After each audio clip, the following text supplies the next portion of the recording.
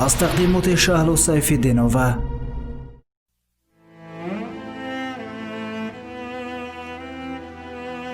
فریده،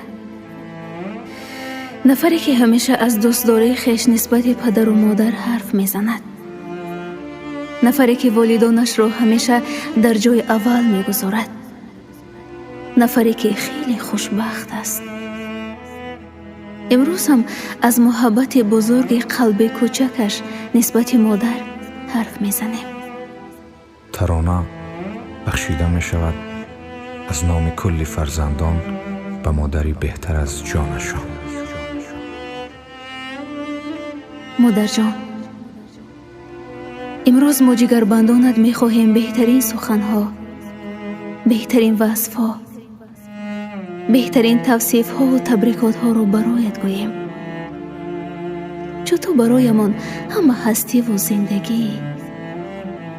ما خویش را نمی شناختیم اگر تو را نمی داشتیم. ما زندگی رو اینقدر زیبا نمی دیدیم اگر مهر تو رو حس نمی کردیم.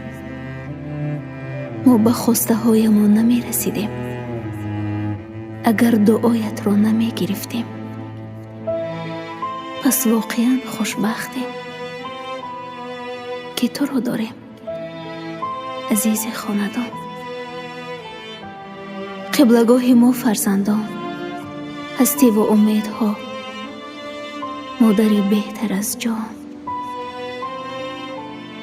مادر جان، زندگی از تو آغاز می شود و دنیا از بوی مقدس تو عطرآگین است. سفیدی موی سرت برای ما فرزندانت راه سفید زندگی است. مادر، نفس تو نسیمی است که آرامش را در جان و تن ما جاری می کند.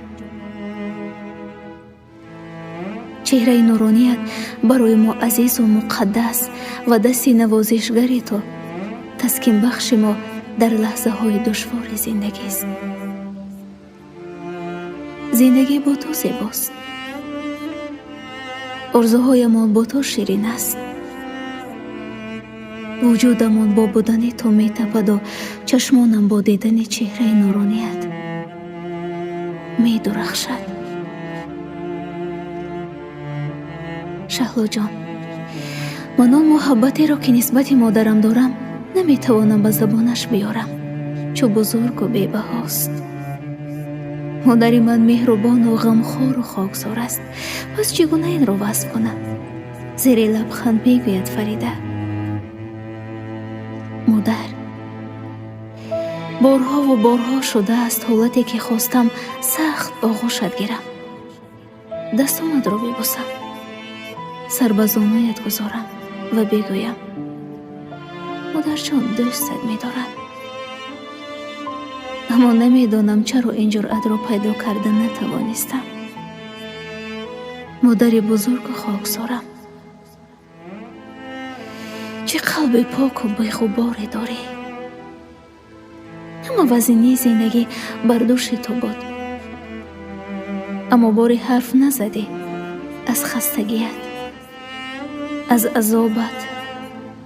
شکایت نکردی از بیخوبیت، از غمهایت، از دردهایت.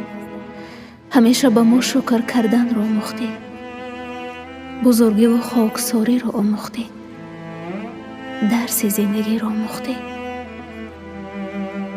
وزنی زندگی را تو کشیدی، ولی با وجود این همیشه کوشیدی تا خواسته های ما را برآورده کنی.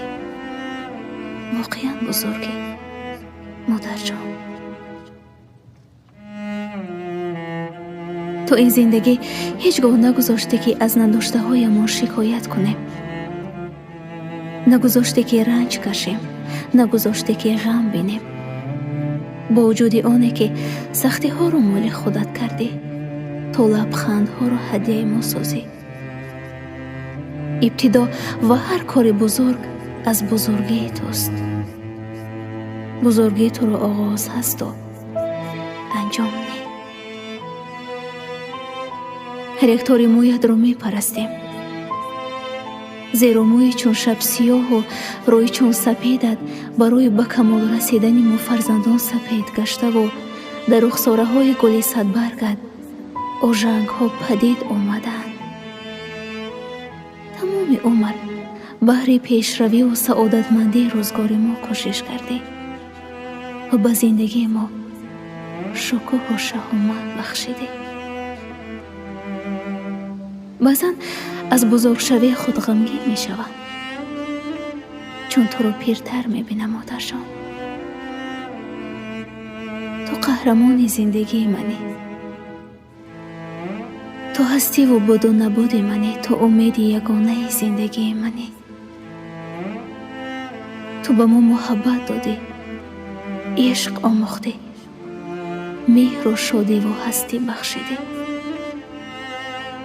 дар хотир дорем он лаҳзаҳоеро ки вақте падарам дар хизмати ватану миллати худ буд, шабҳо танҳо мемондӣ. мекӯшидӣ мо набудани падарро ҳис накунем. ба мо баъзан муҳаббати падарӣ ҳам медодӣ. ту чӣ қадр ҷасур будӣ, модарҷон. баъзан наметавонем мисли ту бахшандаву ҷасуру нотарс бошем. ман акнун инро ҳис мекунам ки модари ҷасур будан осон нест. то имрӯз дар ҳама пастиҳои зиндагӣ канорам омудӣ ва ҳастӣ. ин бароям кофист ки ҳамеша хушу хушбахт канори мо бошӣ. роздону розгӯй, дӯсту дугонаамон, ҳастиву умедамон, азизи қалбамон, ишқи беанҷоми мо фарзандон, суруру суҷудамон, дурахши зиндагиамон, дуогӯю устоди ҳаётамон ту ҳастӣ, модари азиз. модарҷон, мо кули фарзандонат аз худованд мехоҳем ҳамеша сиҳату сарбаланд, хандону ҷовидон, беғаму бедард, шоду масрур, бо ишқу муҳаббат, зебову хушбахт канори мо бошӣ. худовандо модарамро ҳеҷ гоҳ пиру хаста, аз зиндагӣ дилшикаста, ғамдидаву наумед нагардон.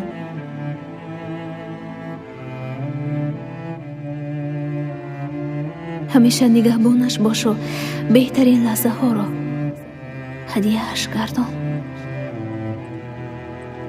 зодрӯзат муборак, ҳастии мо фарзандон, модари азизамон, зодрӯзат муборак.